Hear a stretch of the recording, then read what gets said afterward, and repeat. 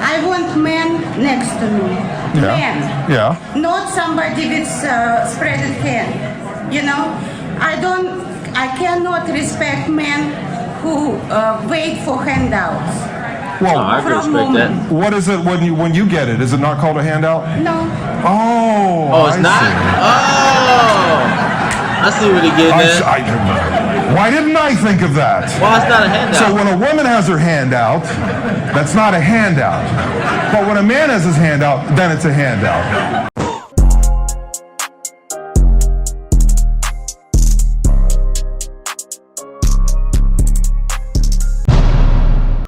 What's poppin', YouTube? We back with another video, you dig.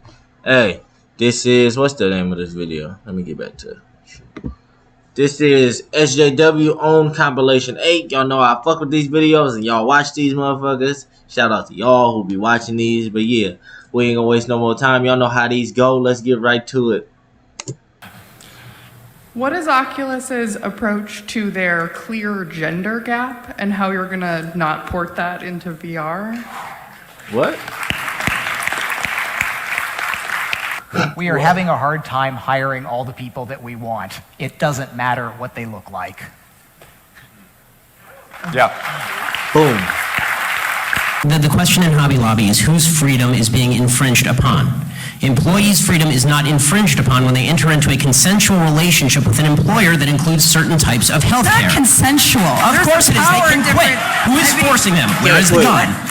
Where is the gun? Who is forcing them? Where is the chain? Who is locking them to their Stop with desk? the gun language. But this is the reason that I use the gun language is because it is vitally important for people to understand that every government measure at the end of the day it must be compelled by force.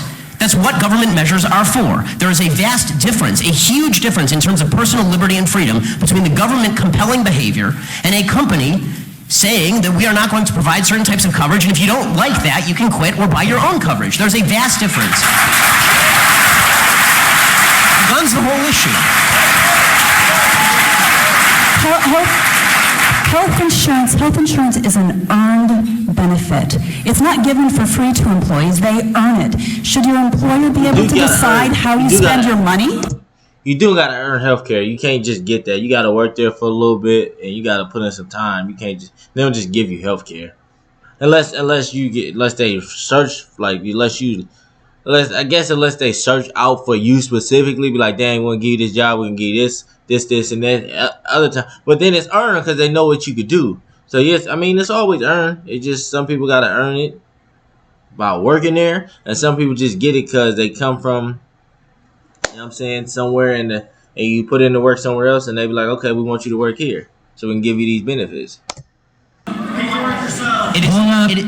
on. One second. Earned from whom? Okay, I may think that I earn twice the salary that I get from this radio station. That doesn't mean that I have an earned benefit from the radio station for twice what they're willing to pay me. It's always a consensual relationship. You pay for your health care. Well, first of all, I do because it was negotiated in the contract that I signed, in which I voluntarily engaged. And if I don't like that, I can quit tomorrow. And so women say to me all the time, well, I offered to pay, but he wouldn't let me. Has that happened to anybody in this room? First of all, he's not your boss, and he's not your father. He doesn't decide whether you pay or you don't pay. You don't offer to pay, you pay. And if he can't handle it, he's a little boy. And that means you don't go out with him again because you're not going to change him, nor should you try. Yes. Where is manhood? Where is man protective and supportive quality? Why men? That's why it's so many gay guys now. They want to be protected and they have to be taken care of. So we're going back to the original argument about a real man protects and provides for a woman. How does that work out for men? How does that work out for men? And of course, that's turning men gay. That's a new one for me. Women file 70% of the divorces. How's that working out for men, the protecting and providing bit?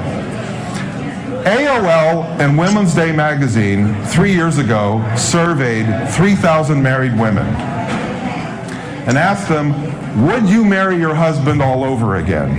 Bitch said no. 85% of them said either they probably wouldn't or definitely wouldn't marry them again. That's cold. Something is broken. So what you're saying, Tatiana, is that you don't like equality and you want to be protected and provided for. And what does the man get from that? What does he get out of that? I want men next to me. Yeah. Men. Yeah. Not somebody with spreaded hand. You know, I cannot respect men who wait for handouts. Well, I can respect that. What is it when you get it? Is it not called a handout? No. Oh, it's I not? see. Oh! I see what he getting at. Why didn't I think of that? Well, it's not a handout. So when a woman has her handout, that's not a handout. But when a man has his handout, then it's a handout. We have more psychologists than ever in this country, and we're more dysfunctional than ever in this country. So I decided to look at the situation logically. I looked at my own life, I looked at the lives of my friends, and I've been on radio and TV. I interacted with callers all over the place. I keep hearing the same things over and over again. So I just made a very logical conclusion about what's really going on. And what's really going on is that men are wimps, they're eunuchs, and women are merchant marines. They expected to be paid for sex, and that's why men and women don't work. So I said, okay, that's what's happening. How do we fix it? And how we fix it is we treat each other like peers. So if you're a woman, you can get a college education and you can get a great job, you're not going to be protected and provided for. That's the way it is. The whole feminist movement was about equality. So when you get equality, not so fast, I don't want to give up the free drinks. I've been on TV so many times debating about ladies' nights. And women are so angry, they think that's a fundamental right and should be in the Constitution. Now why? Huh? Are you bitter? You're bitter. You sound very bitter. You sound really bitter. Why is he bitter? You are very bitter. Very bitter man. A very bitter man. I'm a very bitter man because we have an 11th commandment in the United States. The 11th commandment is thou shalt never criticize a female. And if you do, you're a misogynist. Unlike what these women in the back said, I am not bitter. I like women very much. Women, in my definition, are adults who like to be treated like equals and who can take care of themselves. Those are women, and I like them very much. And by the way, dear, they like me. Any man who writes a book called Under the Clitoral Hood, trust me, women like me. Because I know what it is, I know where it is, and I know how to operate it. Also this notion of England That's a wild name for a book. as uniquely a nation of immigrants is preposterous.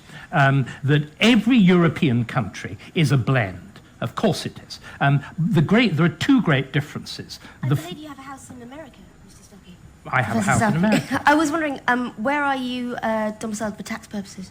I am domiciled here and I pay full taxes. And can I just say, as you have chosen to be personal and invidious, let me share a little story with you.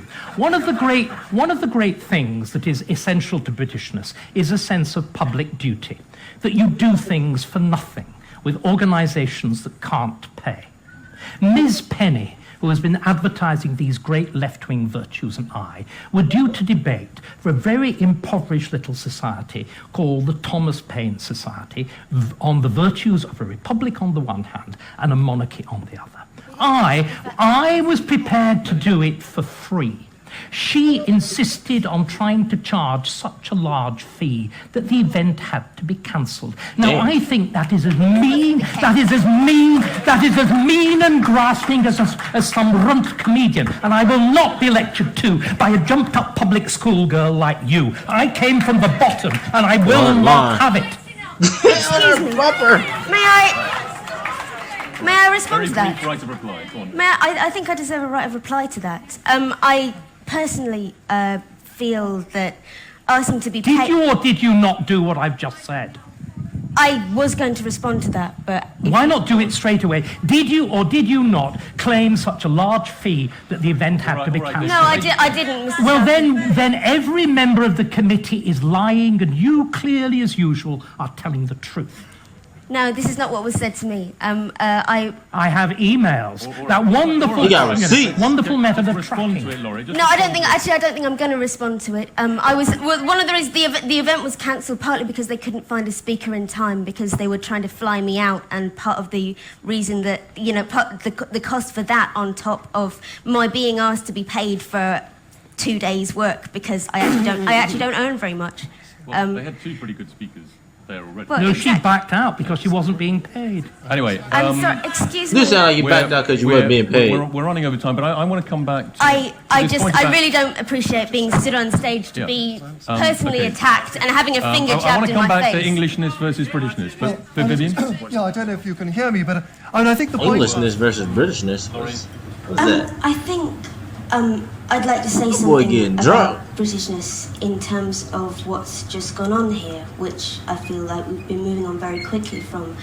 But I attempted to make a point and had a person on this panel shouting and pointing in my face. And in fact, the point that Professor Starkey raised about my dropping out of a panel where we were due to speak together, my main reason for doing so is that I didn't want something like that to happen. I felt that I was being set up to be attacked, and part of the reason I decided to... This is a difficult thing to say, and it's easier to say to event organisers that you're going to charge a ridiculous sum of money. Good excuse, ma'am. Well, not It's a necessarily wonderful ridiculous, excuse. but be asked to go.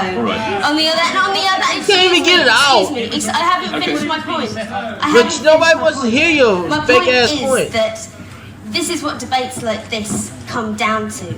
There's a civil way of putting putting racial prejudice. There is also I'm sorry. Y'all both white. I want a final word. I wanted to say that there's a violence inherent in this discussion, and it comes out very, very easily. You started it. That's the problem. You called him a racist. He is a racist. Yeah. Well, don't get Well, mad it when he was snap revealed this back. week that free speech is now a thing of the past in... How you gonna get mad if he snap back? You called him a racist and he snapped back. Bitch, shut up. This is why I don't like those type of people. How you attack somebody and then get mad when they attack you back? Yeah, man, she try to play victims.